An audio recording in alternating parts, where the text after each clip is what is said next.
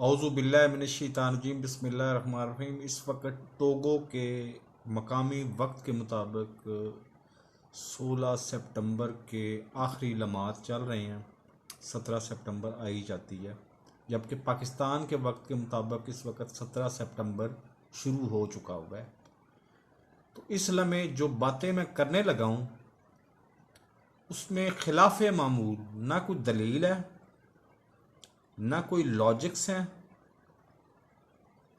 लेकिन ये सोचते हुए ये बातें करने लगा हूं कि ये बड़ी तल्ख तरीन हकीकतें हैं और मैं उम्मीद करता हूं कि इन हकीकतों का ना तो बुरा मनाएंगे जनाब इमरान खान साहब, जो पीटीआई के चेयरमैन भी हैं और आजकल वज़ीर आज़म भी हैं, और ना बुरा मनाएंगे उनके आगे वज़राए आला, और ना बुरा मनाएंगी पाकिस्तान की एस्टेब्लिशमेंट।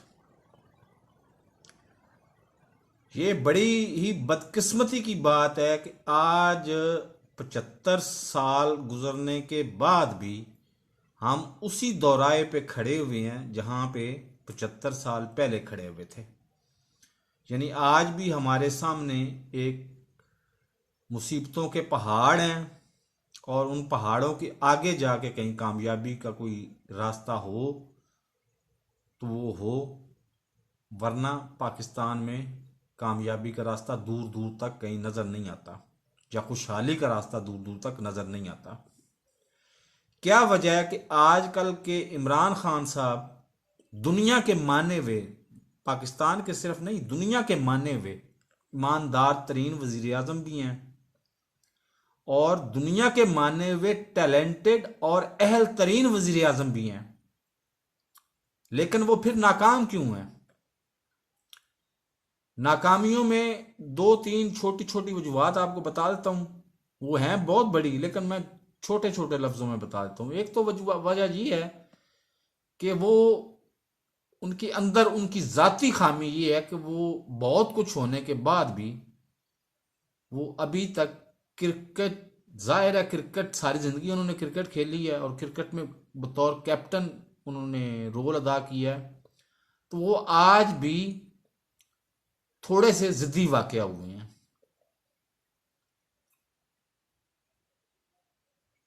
ये एक खामी है इमरान खान साहब में। दूसरी खामी, वो खामी इमरान खान साहब में नहीं है, वो हमारी बदकिस्मती से हमारे मुल्क की बुनियादी खामी है। और वो खामी, सीधी सी बात मैं कर देता हूं कि एस्टेब्लिशमेंट आपके पड़ोसी मुल्क के मुकाबले में कई गुना ज्यादा मजबूत है पाकिस्तान में, और वो बहुत सारे मामलात में, मतलब 100% मामलात में नहीं, लेकिन 90% से जायद मामलात में एस्टेब्लिशमेंट की मर्जी के खिलाफ वो नहीं चल सकते। ये इमरान खान साहब की मजबूरी है। अब आ जाएं नीचे वज़राए आला की तरफ, जिनका जितना इल्म है उतना मैं बात करूंगा और टू दी पॉइंट बात करूंगा, लंबी बात मैं नहीं करूंगा। वजीर आला पंजाब उस्मान बुज़दार, ये ना सिर्फ इनकी ईमानदारी पे सवालिया निशान मौजूद हैं, बल्कि ये बहुत ही ज़्यादा नाअहल भी हैं। ये आज ही मैं देख रहा था मीडिया पे ही कि किसी मतलब ज़िले में ये गई और वहाँ की शिकायत की रोशनी में उन्होंने अफसरों को मुअत्तल कर दिया। ठीक है, ब्यूरोक्रेसी आपके कंट्रोल में नहीं है, लेकिन उसका हल ये तो नहीं है कि आप अंधाधुंध लोगों को मुअत्तल करना शुरू कर दें। ये तो बौखलाहट जाहिर करने वाली बात है ना।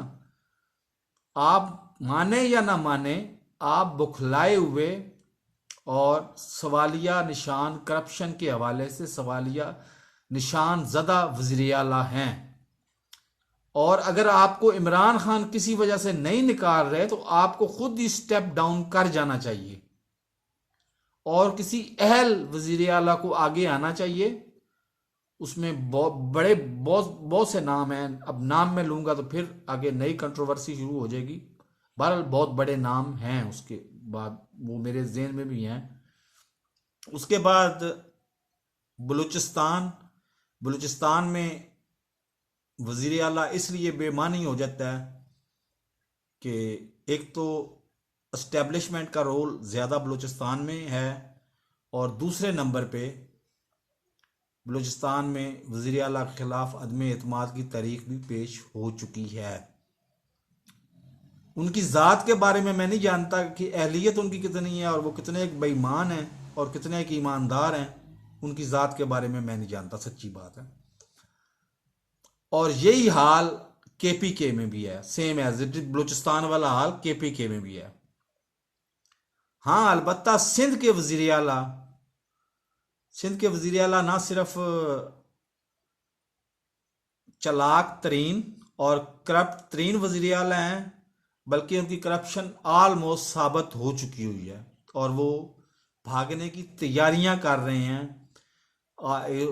वो अभी 2 दिन पहले तीसरी दफ़ा अमेरिका गए हैं, तो हर दफ़ा जब वो अमेरिका जाते हैं तो मेरा खदशा यही होता है कि शायद वो वापस आए या ना आए। वो भागने की तैयारियां भी कर चुके हुए हैं। और आलमी हालात बदकिस्मती से आलमी हालात भी हमारे कोई हक में इतने अच्छे नहीं हैं। एक हमारा बहुत लाडला, बहुत अच्छा तालिबान जो आजकल इक़्तिदार में भी आ गए हुए हैं अफगानिस्तान में, उनसे हम आउट ऑफ द वे जाके उनकी मदद कर रहे हैं, लेकिन उसके बदले में वो क्या कर रहे हैं, टीटीपी के कारकुनों को, उनको मतलब उनके नुमाइंदों को, उनके रहनुमाओं को एक एक करके छोड़ते जा रहे हैं और वो पाकिस्तान में आते जा रहे हैं और पाकिस्तान में ऑपरेशन शुरू हो चुका हुआ है। यानी ये भी मोहतात रहना चाहिए हमें कि मुस्तकबिल करीब में हमें दहशत गर्दी का सामना करना पड़ सकता है। और आलमी हालात में सिवाय चाइना और रशिया के कोई काबिल जिक्र ताकत जो है वो तालिबान की मदद करने पे तैयार नहीं है।